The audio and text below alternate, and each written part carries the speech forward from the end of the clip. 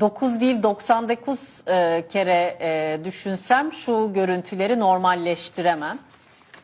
Yani vitrin benzetmesine mi öfkelensem, çocukların böyle bir propagandaya alet edilmesine mi üzülsem, açık açık sosyal medyada yüzlerinin gösterilmesine mi, istismar edilmelerine mi üzülsem, burada ekranda gördüğünüz o buzlu cam görüntüsü bizim yaptığımız bir görüntü. Yani yayıncı refleksi göstererek biz bu kız çocuklarının, hani reşit değiller ya, böyle bir görüntünün içerisinde milyonlarca kişinin onların yüzünün görmesini isteyip istemedikleri konusunda bir fikir beyan edemezler ya.